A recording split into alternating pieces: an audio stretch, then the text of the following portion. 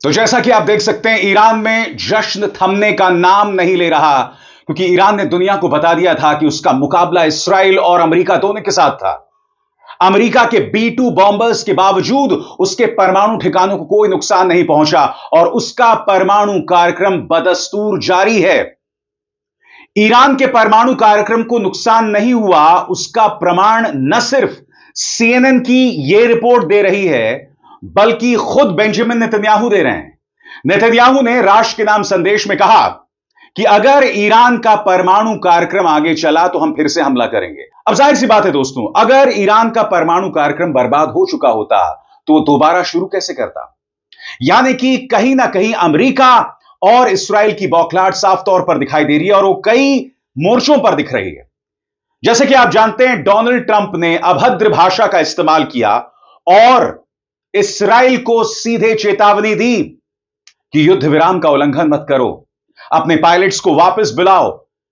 Trump इस वक्त Israel से नाराज हैं। उसका परिणाम यह हो रहा है दोस्तों कि दुनिया भर में इसराइल अलग थलग पड़ रहा है।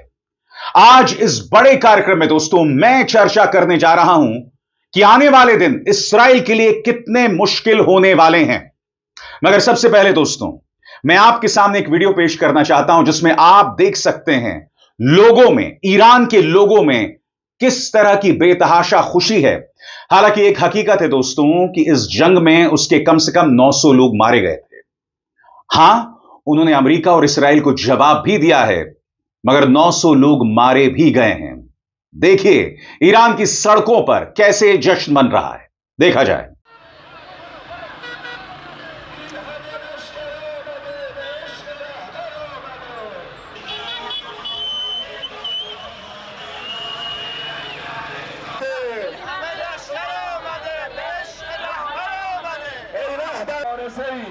ما مثل اسرائیلی نیستیم که تا صدای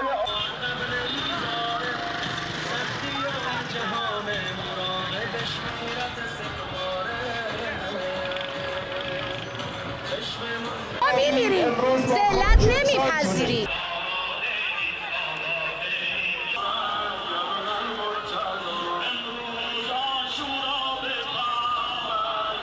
और बात वहां नहीं रुकती दोस्तों, आप देख सकते हैं लोग बाकायदा कार रैलीज निकाल रहे हैं। इन तस्वीरों में आपको दिखाई दे रहा है ईरान के लोगों में खुशी का जो उन्माद है, खुशी की जो हद है वो यहां पर दिखाई दे रही है। लोग किस कदर खुश हैं, बाकायदा कार रैलीज निकाली जा रही हैं और इसमें डेथ टू अमेरिका और डेथ टू इजराइल के नारे लगाए जा रहे हैं।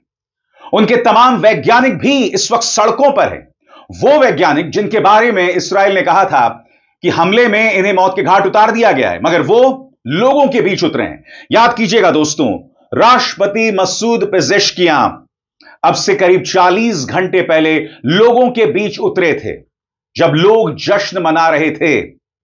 यह जश्न कई कारणों की वजह से है। सबसे बड़ा कारण कि अकेले ईरान जो है वो अमेरिका और इसराइल का मुकाबला करता रहा। दूसरी बात, उसका परमाणु कार्यक्रम उसे ज्यादा नुकसान नहीं पहुंचा और यह खुद अमेरिकी अधिकारी कह रहे हैं। यह खुद एक अमेरिकी गुप्त रिपोर्ट है जिसे व्हाइट हाउस भी स्वीकार कर रहा है। इसके अलावा दोस्तों सबसे बड़ी बात, ईरान ने मन मुताबिक इसराइल के शहरों पर प्रहार किया। न सिर्फ अमेरिका में कतर के बेस पर हमला किया, बल्कि यह भी खबरें आ रही हैं कि बहरीन और दक्षिणी इराक में भी अमेरिकी सैनिक बेसिस पर हमले हुए हैं। हालांकि उसकी औपचारिक तौर पर पुष्टि नहीं हुई है, मगर जिस तरह से कतर पर प्रतीकात्मक हमला हुआ, सिंबॉलिकल हमला हुआ, उसमें ईरान ने कम से कम अपनी जनता के लिए यह संदेश दे दिया कि हमने नतांज, इस्फहान और फोर्दो, इन 3 परमाणु ठिकानों पर जो हमला हुआ था उसका बदला ले लिया है। इसीलिए दोस्तों कारों पर इस तरह से लोग जो हैं वो बाहर निकले हुए हैं। तो एक तरफ ईरान जीत का दावा कर रहा है और दूसरी तरफ बेंजामिन नेतन्याहू सामने आते हैं और वो भी जनता के सामने 12 दिन चले इस युद्ध में जीत का दावा कर रहे हैं। सुनिए बेंजामिन नेतन्याहू ने किस तरह से जीत का दावा किया है। אזרחי ישראל היקרים, ב-12 הימים של מבצע עם כלבי, Dear citizens of Israel, during the 12 days of the Operation Rising Lion, we achieved a historic victory, and this victory will stand for generations. we removed from upon us two immediate existential threats: the threat of annihilation by nuclear bombs and the threat of annihilation by 20,000 ballistic missiles. If we had not acted now, the state of Israel would soon be facing the danger of annihilation. But that did not happen, because at the decisive moment, we rose like a lion. दोस्तों, इसमें दो राय नहीं है कि दोनों ही पक्षों में, दोनों ही तरफ जान माल का जबरदस्त नुकसान हुआ। जहां तक ईरान की बात थी, ईरान कहीं ज्यादा पारदर्शी था, और यह अपने आप में बहुत बड़ी विडंबना है, एक बहुत बड़ी आयरनी है। और क्यों, मैं आपको बताता हूं। ईरान लोकतांत्रिक मुल्क नहीं है। इस्राइल एक लोकतांत्रिक मुल्क होने का, लोकतांत्रिक देश होने का दावा करता है। बावजूद उसके इस्राइल में कितने मारे गए, इसको लेकर एक काला पर्दा डला रहा। यही नहीं, लगातार विदेशी रिपोर्टर्स को रिपोर्टिंग करने में दिक्कतें आईं। लगातार इस्राइल उन लोगों को रोक रहा था, परेशान कर रहा था।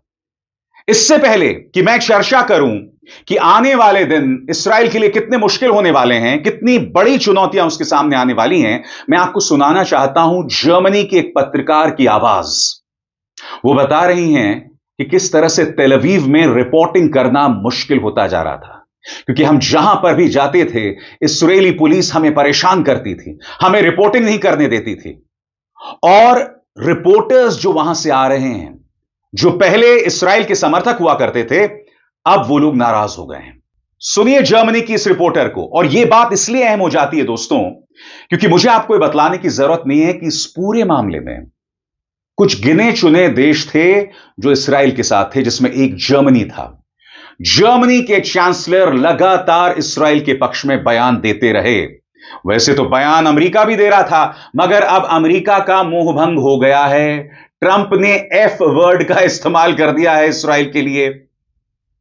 तो इससे पहले कि मैं आपको बताऊं कि आने वाले दिन इस्राएल के लिए कितने मुश्किल होने वाले हैं, सुनिए जर्मनी की यह पत्रकार जो बता रही है कि इस्राएल के अंदर रिपोर्टिंग करना कितना मुश्किल था। Hi, I'm Sophie. I'm a correspondent for German TV ARD covering Israel, the West Bank, and Gaza. And I want to talk a little bit about the challenges we're facing here as journalists at the moment. So, of course, there is a security concern, Iranian missile attacks. So whenever we go out and film, we think about where the closest shelter is. Then there are restrictions, military censorship. And according to these rules, we are only allowed to film and report if civilian targets were hit, residential buildings, for example. But if military or strategic targets were hit, we are not allowed to film and report unless we get the approval of the censor. The military censor says that's because that's sensitive information that Iran is not supposed to get. But the problem is that that can create the impression that only civilian and no military targets are being aimed at and hit. And with regards to Gaza, the problem is that we've been barred by Israel from entering Gaza independently since October 7, 2023, when Hamas attacked Israel. We also can't enter from Egypt, and that's why we work with local Palestinian journalists on the ground who help us and risk their lives doing so. If you want to know more about the challenges covering Iran, then follow my colleague Katharina Willinger. और आगे बढ़ने से पहले एक जरूरी संदेश। मेरे कार्यक्रमों के लिए आप नोटिफिकेशन का इंतजार मत कीजिए। मेरे चैनल में जाइए और खुद जाकर कार्यक्रम देखिए और रहिए अपडेटेड। और हां, ज्वाइन कीजिए मेरा चैनल। देखिए यह जरूरी संदेश। स्वतंत्र और आजाद पत्रकारिता का समर्थन कीजिए। सच में मेरा साथी बनिए। बहुत आसान है दोस्तों, इस ज्वाइन बटन को दबाइए और आपके सामने आएंगे ये 3 विकल्प। इनमें से एक चुनिए और सच के इस सफर में मेरा साथी बनिए। मैं फिर आपसे पूछना चाहता हूं, जब ईरान इस मुद्दे को लेकर पूरी तरह से पारदर्शी हो सकता था, तो इस्राइल क्यों नहीं? यह भी एक हकीकत है कि ईरान में पूरी तरह से इंटरनेट बंदी हो गई थी। बमुश्किल 3% इंटरनेट चल रहा था। क्यों? क्योंकि इस्राइल का मकसद था सुप्रीम लीडर खामेनी को मौत की घाट उतार देना, और उन्हें बचाने के लिए वहां पर इंटरनेट बंदी कर दी गई थी। इसलिए नहीं क्योंकि ईरान नहीं चाहता था कि दुनिया जाने हकीकत क्या है। उल्टा, याद कीजिएगा, इसी मंच पर मैंने आपको CNN की रिपोर्ट दिखाई थी। CNN के संवाददाता तेहरान पहुंचते हैं जहां लोग प्रदर्शन कर रहे होते हैं, और मैंने कहा था यह बहादुरी की बात है, क्योंकि यहां पर नारे लग रहे थे डेथ टू अमेरिका, यानी कि अमेरिका को मौत दो। बावजूद उसके CNN यहां उतरता है और रिपोर्टिंग करता है। और दूसरी तरफ आपने सुना जर्मनी के पत्रकार के साथ क्या क्या नहीं किया गया। अल जजीरा को रिपोर्टिंग करने से रोक दिया गया। कई पत्रकार जो रिपोर्टिंग कर रहे थे उन्हें रिपोर्टिंग के बीच में से उठा लिया गया। यह सब अमेरिका कर रहा था। मगर अब बहुत जरूरी हो जाता है दोस्तों, पूरे एनालिसिस के साथ मैं आपके सामने जानकारी पेश करूं कि आने वाले दिन इस्राएल के लिए कितने मुश्किल होने वाले हैं। किस तरह से दुनिया में इस्राएल अलग थलग पड़ने वाला है, किस तरह से आने वाले दिनों में बेंजामिन नेतन्याहू की नीतियों की वजह से आम इस्राएली नागरिक के लिए दूसरे देशों में जाना मुश्किल होने वाला है। सबसे पहले दोस्तों, तेजी से बढ़ती अंतर्राष्ट्रीय अलगाव की स्थिति, यानी कि बहुत तेजी से इस्राएल अंतर्राष्ट्रीय तौर पर अलग थलग पड़ता जा रहा है और उसके लिए आपको मेरे इन शब्दों पर गौर करना पड़ेगा। इस्राएल अब इतिहास की सबसे बड़ी अंतर्राष्ट्रीय अलगाव की स्थिति से जूझ रहा है। पहले गाजा जंग और अब ईरान के साथ टकराव ने इसे और बढ़ा दिया है। इसके कुछ बड़े संकेत ये हैं, और ये संकेत क्या क्या है दोस्तों, इस पर गौर किया जाए। पहला संकेत, 300 से ज्यादा इस्राएली रिसर्चर्स को शैक्षणिक बहिष्कार झेलना पड़ रहा है। दूसरा, कई सहयोगी देशों ने हथियारों की बिक्री रोक दी है। तीसरा, विदेशी एयरलाइंस ने तेल अवीव के बेन गुआरिन एयरपोर्ट से उड़ानें बंद कर दी हैं। सांस्कृतिक और अकादमिक साझेदारियों को रद्द किया जा रहा है। और सबसे बड़ी बात, और यह दिक्कत आ रही है अंतर्राष्ट्रीय तौर पर, इंटरनेशनल क्रिमिनल कोर्ट में बेंजामिन नेतन्याहू की मुश्किलें जो हैं वो बढ़ने वाली हैं। इस पर गौर किया जाए दोस्तों। इंटरनेशनल क्रिमिनल कोर्ट ICC ने प्रधानमंत्री नेतन्याहू और पूर्व रक्षा मंत्री योआव गैलेंट के खिलाफ गिरफ्तारी वारंट जारी कर दिए हैं, जिससे विदेशी निवेश भी घटा है। सही सुना आपने दोस्तों। अब आप सोचिए, एक देश का नेता है और उसके पूर्व रक्षा मंत्री, दोनों के खिलाफ गिरफ्तारी वारंट। इससे ज्यादा शर्मिंदगी की बात क्या हो सकती है। ऐसा होता है इंटरनेशनल वॉर क्रिमिनल्स के खिलाफ, इंटरनेशनल माफिया के खिलाफ। मगर यह किसके खिलाफ हो रहा है? यह हो रहा है बेंजामिन नेतन्याहू के खिलाफ। और बात वहां नहीं रुकती, इससे जुड़ा हुआ है हमारा दूसरा बिंदु कि सेना और इस्राएली अर्थव्यवस्था पर दबाव। जंग की थकान अब साफ दिख रही है। रिजर्व सैनिक ड्यूटी पर आने से इनकार कर रहे हैं। यह स्थिति ईरान के टकराव से पहले ही शुरू हो गई थी। इससे मैन पावर की कमी हो रही है। आर्थिक असर भी गहरा है। रिजर्व बुलावे की वजह से परिवार और बिजनेस दोनों दबाव में हैं। कई लोगों के वर्किंग आवर्स यानी काम करने के घंटे घटे हैं, शादियां टूट रही हैं और प्रोडक्टिविटी हर सेक्टर में गिर रहा है। और सबसे बड़ी बात, और यहां पर है तीसरा कारण, रणनीतिक कमजोरी। हर गुजरते दिन के साथ इस्राएल के साथी खत्म होते जा रहे हैं। कहने को इस वक्त जर्मनी उसके साथ खड़ा है, मगर आपने गौर किया होगा, ब्रिटेन जैसे ही ईरान के 3 परमाणु ठिकानों पर हमले होते हैं, चाहे ब्रिटेन हो, वहां के विदेश मंत्री या भारतीय प्रधानमंत्री नरेंद्र मोदी, दोनों राष्ट्रपति मसूद पेजेस्कियां को फोन करते हैं। उन्हें इस बात की परवाह नहीं है कि इस्राएल के साथ उनके अच्छे संबंध हैं। इसीलिए मेरा तीसरा बिंदु है रणनीतिक कमजोरी, और उसके एक एक बिंदु पर गौर किया जाए। इस्राएल अपनी जंग के मुख्य लक्ष्यों को हासिल नहीं कर पाया है। ईरान की लीडरशिप जैसी की तैसी है, उसका मिसाइल प्रोग्राम जारी है और यूरेनियम एनरिचमेंट भी रुका नहीं है।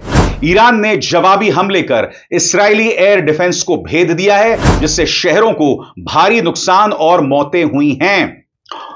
और सबसे बड़ी बात, डोनाल्ड ट्रंप का गुस्सा। डोनाल्ड ट्रंप इस वक्त इस्राएल से इतने नाराज हैं कि उन्होंने F वर्ड का इस्तेमाल कर दिया। मजाक नहीं कर रहा हूं दोस्तों, सुनिए इस्राएल के खिलाफ डोनाल्ड ट्रंप कितना गुस्सा इजहार कर रहे हैं, और इसी से जुड़ा मेरा अगला हिस्सा है। मगर उससे पहले सुना जाए, डोनाल्ड ट्रंप ईरान से भी ज्यादा इस्राएल से नाराज है। Yeah, I do. They violated, but Israel violated it too. Israel, as soon as we made the deal, they came out and they dropped a load of bombs, the likes of which I've never seen before. The biggest load that we've seen. I'm not happy with Israel. You know, when I say, okay, now you have 12 hours, you don't go out in the first hour and just drop everything you have on them. So I'm not happy with them. I'm not happy with Iran either. But I'm really unhappy if Israel's going out this morning because the one rocket that didn't land, that was shot, perhaps by mistake, that didn't land. I'm not happy about that. You know what? We basically have two countries that have been fighting so long and so hard that they don't know what they're doing. Do you understand that? तो स्वाभाविक सी बात है दोस्तों, इसका सीधा असर दोनों देशों के रिश्तों पर पड़ने वाला है। यानी कि अगर अमेरिका और इस्राएल का मोहभंग हो गया, जो बहुत मुश्किल है बाय द वे, तो यकीन मानिए ये इस्राएल के लिए बहुत बड़ी कठिनाई लेकर आने वाला है। और ट्रंप के इस बयान को कई मायनों में समझना पड़ेगा। सबसे पहला, सार्वजनिक तौर पर फटकार। ट्रंप ने एक बार नहीं, आधे दर्जन बार इस्राएल की आलोचना की। तो मेरे इन शब्दों पर गौर कीजिए। ट्रंप ने खुलकर इस्राएल की सीज फायर तोड़ने की आलोचना की। इस्राएल ने बम बरसाए, मैं उनसे खुश नहीं हूं। उन्होंने सोशल मीडिया पर भी आलोचना की, चेतावनी दी, डोंट ड्रॉप दीज बॉम्ब्स। अगर तुमने गिराए तो यह सीज फायर का बड़ा उल्लंघन होगा। इससे इस्राएल की सैन्य आजादी पर भी सवाल उठने लगे हैं, क्योंकि हमें नहीं भूलना चाहिए कि डोनाल्ड ट्रंप एक बिजनेसमैन है। उनका हर मुद्दा इस हाथ ले उस हाथ दे है, यानी कि लेन देन का रिश्ता। गौर फरमाएं, ट्रंप का गुस्सा बताता है कि अब अमेरिकी समर्थन बिना शर्त नहीं रहेगा। जैसे वो जेलेंस्की से भी यूक्रेन के लिए मदद के बदले आर्थिक फायदे की उम्मीद कर रहे थे। ट्रंप पहले ही कह चुके हैं, अगर मैं ना होता तो इस्राएल बड़ी मुसीबत में होता। यानी समर्थन अब उनके मूड और फायदे पर टिका है। और इसका असर स्ट्रैटेजिकली यानी कि रणनीतिक तौर पर भी पड़ रहा है, क्योंकि हर गुजरते दिन के साथ इस्राएल रणनीतिक तौर पर अलग थलग पड़ता जा रहा है।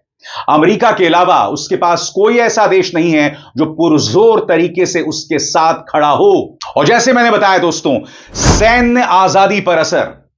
जब डोनाल्ड ट्रंप ये कह रहे हैं कि भाई अपने पायलट्स वापस बुलाइए, तो इससे पता चलता है कि इस्राएल अमेरिका के कहने पर चल रहा है। तो स्वाभाविक सी बात है, उसकी सैनिक आजादी पर भी एक असर है। मगर इसके बाद आगे का क्या रास्ता है, तो इस पर मेरी क्या राय है दोस्तों, इस पर गौर किया जाए। तुरंत खतरे। इस्राएल के लिए अब ईरान को रोकने की ताकत कम हो रही है। कोई भी गलती फिर से जंग छेड़ सकती है, जबकि सेना और अर्थव्यवस्था पहले से ही थकी हुई है। अमेरिका इस्राएल रिश्तों का भविष्य। ट्रंप का लेन देन वाला रवैया बताता है कि अब समर्थन तभी मिलेगा जब इस्राएल कुछ नीतिगत या आर्थिक रियायतें देगा। यानी कि इस्राएली सैनिक थके हुए हैं, अर्थव्यवस्था चरमरा रही है, उसके दोस्त कम होते जा रहे हैं, उसके साथ अंतर्राष्ट्रीय तौर पर खड़ा होना किसी शर्मिंदगी से कम नहीं है। इसीलिए बेंजामिन नेतन्याहू को बदलना पड़ेगा। मगर वो भी आदत से मजबूर हैं। वो अपने आप को नहीं बदलने वाले हैं। क्यों, मैं आपको बताता हूं। वो अपने आप को इसलिए नहीं बदलने वाले हैं क्योंकि अगर उन्होंने गजा में और ईरान में उग्र रवैया अपनाना बंद कर दिया तो उनके खिलाफ जो भ्रष्टाचार को लेकर कार्रवाई चल रही है, अदालती कार्रवाई चल रही है, उसको लेकर वो सीधे जेल जा सकते हैं। जी हां, जेल जा सकते हैं, जिससे उनका पॉलिटिकल करियर खत्म हो जाएगा। इसीलिए अपने आप को बचाए रखने के लिए वो हर गुजरते दिन के साथ इस्राएल, वहां के लोग, यहूदियों, सबके लिए मुश्किलात पैदा कर रहे हैं। यानी कि ईरान या गजा से ज्यादा आने वाले दिनों में, और अगर हम दूर की बात करें, तो बेंजामिन नेतन्याहू अपनी ही जनता के लिए हानिकारक हैं। और सबसे बड़ी बात दोस्तों, यह बात बहुत अहम है, रोज बेंजामिन नेतन्याहू गजा के अंदर आधा दर्जन से ज्यादा लोगों को मार रहे हैं। कम से कम 100 लोग रोज मारे जा रहे हैं। वहां एक जेनोसाइड चल रहा है, एक नरसंहार चल रहा है। ईरान वाले घटनाक्रम के बाद अब मैं उम्मीद कर रहा हूं कि अंतर्राष्ट्रीय समुदाय अब गजा पर भी फोकस करेगा, क्योंकि गजा में जो हो रहा है और अंतर्राष्ट्रीय समुदाय ने जिस तरह से अपनी आंखों पर पट्टी बांध ली है, वो शर्मनाक है। याद कीजिएगा, कांग्रेस की पूर्व अध्यक्ष सोनिया गांधी ने बाकायदा एक खत लिखा था जिसमें प्रधानमंत्री नरेंद्र मोदी से अपील की थी कि आप गजा पर खामोश कैसे रह सकते हैं। वहां 60,000 लोगों को बेंजामिन नेतन्याहू ने मार दिया और आप जो हैं वो खामोश बने हुए हैं।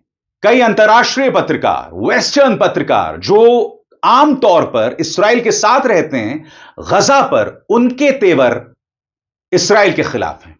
उन्होंने ईरान मामले में बेशक इस्राएल का समर्थन किया हो, मगर गजा के मामले में वो लोग लगातार इस्राएल की आलोचना कर रहे हैं। इसलिए मैं ये उम्मीद करता हूं दोस्तों कि आने वाले दिनों में गजा में भी सही मायने में युद्ध विराम होगा, शांति होगी, क्योंकि युद्ध विराम और शांति समझौते के बावजूद रोज इस्राएल इसे तोड़ रहा है, बेकसूर लोगों को मार रहा है, औरतों बच्चों को मार रहा है, छोटे छोटे बच्चों को उनके घर से अगवा किया जाता है और फिर उनकी लाशें मिलती हैं। डॉक्टर्स को अस्पतालों से अगवा किया जा रहा है और फिर उनकी लाशें मिलती हैं।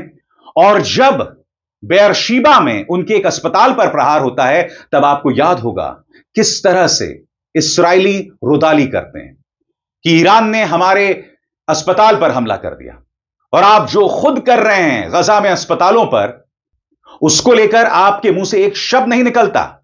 यह आपके दोहरे मापदंड है। अब इज़हार शर्मा को दीजिए इजाजत। नमस्कार।